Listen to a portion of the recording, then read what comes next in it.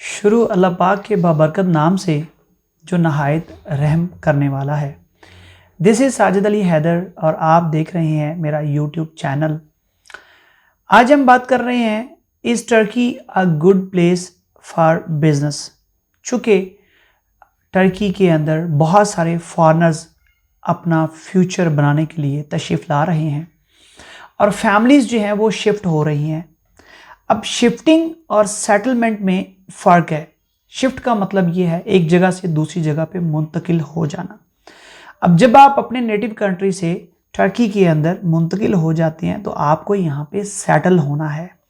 Settlement के लिए जो है वो मैंडेटरी है कि आप अपना सोर्स ऑफ इनकम यहाँ पर जनरेट करें टर्की में रहते हुए। वो सोर्स ऑफ इनकम क्या है, कैसे जनरेट होगा, कितना बजट उसके लिए चाहिए, कौन कौन सी अपॉर्चुनिटीज़ हैं जिनके बारे में आपको जानना चाहिए, उनके ऊपर हम बात करेंगे। लेकिन उससे पहले मैं अगर बात करूं कि Turkey among the fastest growing economies in the world is one of the best place to expand your business with its thriving economy, geopolitical position, promising growth opportunities and hard-working business community and a young population. The country attracts foreign investors from all over the world. Government जो है वो business opportunities के साथ साथ बहुत ज़्यादा supportive है। अब चूंकि आपने जब टर्की के अंदर बिजनेस करना है तो जो फर्स्ट एंड फॉरमोस्ट चीज़ आपको लर्न करने की ज़रूरत है वो है लैंग्वेज। पूरे यूरोप का ही मसला है। इंग्लिश यंग जनरेशन बड़ी तेज़ी से सीख रही है। बिजनेस कम्युनिटी फ्लुएंटली इंग्लिश बोलती है। एक क्लास जिनके साथ आपका डेली अट्रैक्शन होता है डिपेंड करता है कि वो किस कैटेगरी की है। अगर डे टू डे लाइफ में देखेंगे तो आपको लगेगा कि यहाँ पे टर्किश के अलावा कोई ज़ुबान नहीं बोली जाती, जबकि बिजनेस कम्युनिटी जो है वो इंग्लिश भी फ्लुएंटली बोलते हैं। लेकिन ये बहुत अच्छा होगा कि अगर आप अपने नेटिव कंट्री के अंदर रहते हुए आप टर्किश लैंग्वेज जो है वो सीख लीजिए। इस लैंग्वेज के सीखने में सबसे बड़ा फ़ायदा ये है कि ऑलमोस्ट हमारे तमाम कंट्रीज़ के अंदर ये लैंग्वेज सिखाई जा रही है। नंबर 2, इसके अंदर हिंदी, उर्दू, अरबी, फ़ारसी, इंग्लिश बहुत सारे वर्ड्स जो कॉमन हैं और आपको बड़ी आसानी से ये ज़ुबान जो है वो आ सकती है। आप प्रॉपर अगर सीखेंगे तो मैं गारंटी करता हूं कि within 6 months you will be able to understand and you will be able to speak it fluently. बहुत मुश्किल ज़ुबान ये नहीं है। जिस चीज़ की ज़रूरत है वो है डिटर्मिनेशन, वो है इरादा। और जब आपको किसी कंट्री के अंदर उनकी ज़ुबान आती है तो आपको बिजनेस करना जो है वो आसान हो जाता है। अब बिजनेस के ऊपर अगर हम बात करें तो कौन से बिजनेस हैं जो आप कर सकते हैं जिनसे आप इनकम भी जनरेट कर सकते हैं और जिनसे आप मुनाफा भी ले सकते हैं। तो ये डिपेंड करता है आपके अपने प्रीवियस एक्सपीरियंस के ऊपर, आपके अपनी प्रोफाइल के ऊपर कि आपका किस फील्ड में एक्सपीरियंस रहा है, कौन से बिजनेस आप अपने नेटिव कंट्री के अंदर करते रहे हैं और अबव ऑल आपके पास बजट कितना है। क्योंकि आप फॉरेन कंट्री के अंदर जब बिजनेस करने जाएंगे तो वो इन्वेस्टमेंट फिर आपकी डॉलर्स में होगी, वो रुपीज़ में नहीं होगी, वो डॉलर्स में होगी। तो डॉलर्स कितने आपके पास हैं, आपका एक्सपीरियंस किस चीज़ में है, तो आपको ये चाहिए कि आप सबसे पहले इसके ऊपर जो है वो एक दफ़ा नज़र-ए-सानी कीजिए। अगर आपका पहले बिजनेस का एक्सपीरियंस नहीं है तो मैं आपको एडवाइस करूंगा कि आप अपने नेटिव कंट्री में रहते हुए जो बिजनेस यहाँ पे करना चाहते हैं उसकी वहाँ पर लर्निंग लीजिए, उसकी सीख लीजिए, उसकी आप प्रैक्टिस कीजिए और फिर यहाँ पे जब आप तशरीफ़ लाएं तो बिजनेस आप क्या कर सकते हैं।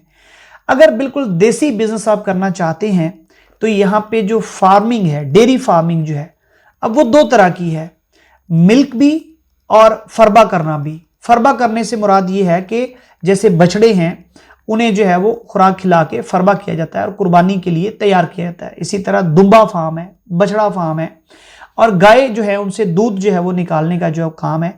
तो ये वो जो फार्मिंग के हवाले से है ये बड़ी आसानी से हो सकता है। लैंड यहाँ पे बहुत सस्ती है।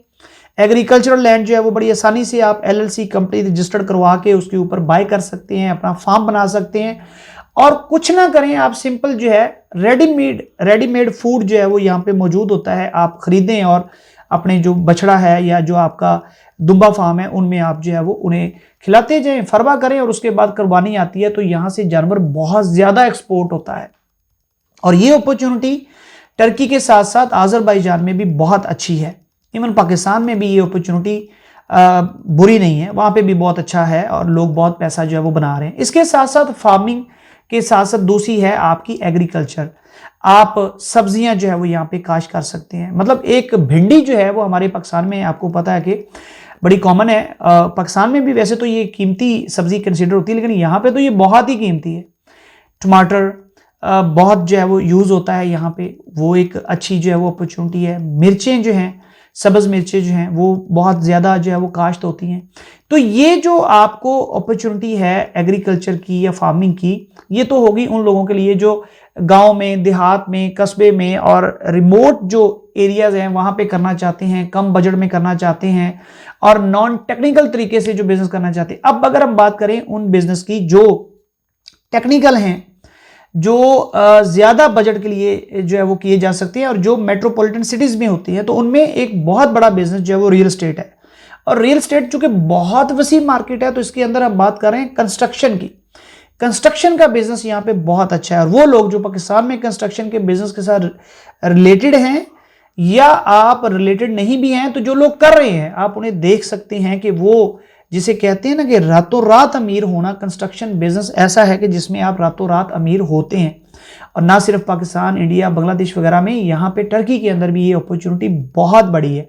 प्रॉब्लम सिर्फ लैंग्वेज का है, लैंग्वेज आपको सीखनी है। अगर आप लैंग्वेज नहीं सीखते तो आपको इंग्लिश टर्किश लैंग्वेज के लिए बंदा हायर करना है, या उर्दू इंग्लिश टर्किश या अरबी टर्किश इंग्लिश के लिए बंदा हायर करना है, और वो आपके लिए सारे काम जो है वो करेगा। और आप किसी कंपनी के साथ जो है अटैच हो सकते हैं, टेम्परेरी आप उनके साथ जॉब कर सकते हैं।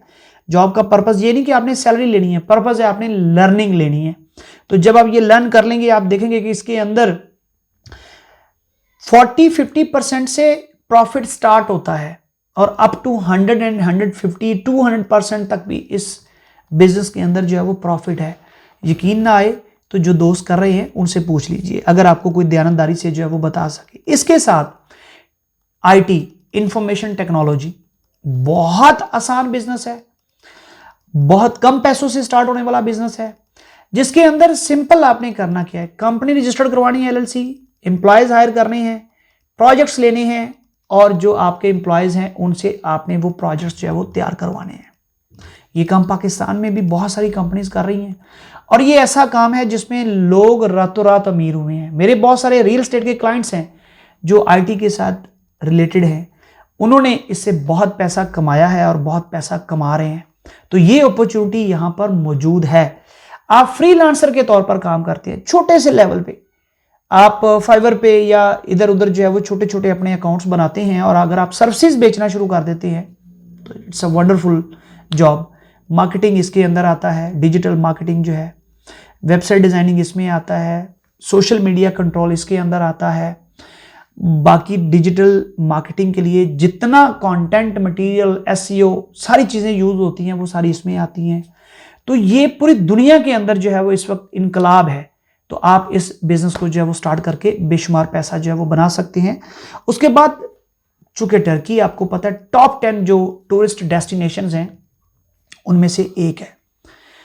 कोविड के दौरान जब पूरी दुनिया बंद थी, टर्की ओपन था, तो टर्की ने अपने जो दरवाजे हैं टूरिस्ट के लिए हमेशा ओपन रखे हैं और टूरिज्म के लिए यहाँ पे बहुत अपॉर्चुनिटीज हैं। आने वाला वक्त जो है वो बहुत सख्त आ रहा है और टूरिज्म बहुत महंगी हो रही है। इवन जो यूरोपियन कंट्रीज हैं वहां पे टूरिस्ट जो है वो नहीं जा रहा, टर्की आ रहा है। क्यों? क्योंकि ये सस्ता है। यूरोपियन खुद जो है वो टर्की आ रहे हैं। तो ऑल ओवर द वर्ल्ड जो है टूरिस्ट आता है यहाँ पर टर्की के अंदर, चूंकि इनका कुजीन बहुत मशहूर है, इनके मोनूमेंट्स, इनकी जो हिस्टोरिकल प्लेसेस हैं, इनके जो बीच हैं, इनके जो रिवर साइड है, सी साइड है, इनकी जो फॉरेस्ट है, इनकी जो एंटरटेनमेंट के लिए बाकी तमाम जो है वो पार्क्स हैं, और इसके साथ साथ जो नेचुरल ब्यूटी है और ये सारी चीज़ें यहाँ पे बहुत वाफर मिकदार में मौजूद है और इनके खाने तो पूरी दुनिया में मशहूर हैं, तो इसलिए टूरिस्ट बहुत ज़्यादा आते हैं। तो टूरिज़्म का बिजनेस ये बहुत बड़ी इंडस्ट्री है, बहुत बड़ी इंडस्ट्री है। यानी एयरपोर्ट से पिक एंड ड्रॉप से लेकर अकोमोडेशन, फूड, होटलिंग, हॉस्टल, मोटेल्स, उसके अलावा बेंगलोज, ये सारे ट्रांसपोर्टेशन, इसके साथ साथ जो है वो ट्रांसलेशन, इतनी बड़ी इंडस्ट्री है और इसके अंदर बहुत स्कोप है।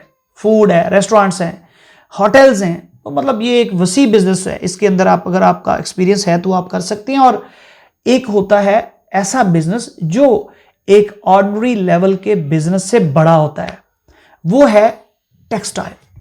तो बुल्ले शाह ने कहा था रोटी, कपड़ा और मकान जो है ये पूरी दुनिया की जरूरत है। पूरी दुनिया में जहां पे भी इंसान बसता है उसकी ये जरूरत है। तो रोटी, कपड़ा और मकान, ये तीनों बिजनेस टर्की के अंदर इस वक्त पीक पे हैं, अलॉन्ग विद आईटी। तो ये जो आपका टेक्सटाइल का बिजनेस है, चूंकि यहां से पूरी दुनिया के अंदर जो है वो ट्रांसपोर्टेशन जारी होती है और ये जो कंटेनर्स हैं ये भर भर के जो है वो जा रहे होते हैं, फूड के भी और उसके साथ साथ टेक्सटाइल के भी। बांग्लादेश, इंडिया, पाकिस्तान भी जो है वो एक्सपोर्ट कर रहा है टेक्सटाइल की। लेकिन आप ये देखें कि टर्की जो है इसकी एक्सेस जो है वो यूरोप में बहुत इजी है, ये बिल्कुल सेंट्रल पॉइंट पे है। तो ये जो टेक्सटाइल का बिजनेस है यहाँ पे फैसलाबाद की तरह जो है वो छोटे छोटे कारखाने लोगों ने अपने घरों में लगाए हुए हैं। 10-10 मशीनें जो है वो रख के ये काम जो है वो कर रहे हैं। अपनी इनकी इंडस्ट्री टेक्सटाइल की बहुत बड़ी है और इनकी एक्सपोर्ट बहुत ज्यादा है। तो ये बिजनेस जो है ये भी चूंकि बहुत बड़ी अपॉर्चुनिटी है। अब बजट आपका अपना है, एक्सपीरियंस आपका अपना है, हम आपको गाइड कर सकते हैं। अगर कोई बिजनेस यहाँ पे करना चाहते हैं, कंपनी रजिस्टर करवाना चाहते हैं, बिजनेस फॉर्मेशन चाहते हैं, तो हम हाजिर हैं। हम आपको ये सारी सर्विसेज जो है वो प्रोवाइड कर सकते हैं प्रोफेशनल मैनर्स में।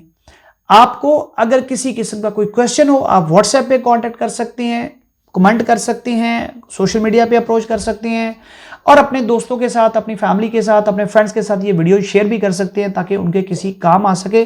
अल्लाह पाक आपका हामी नासिर हो। अपना बहुत सारा ख्याल रखिएगा। अल्लाह हाफिज़।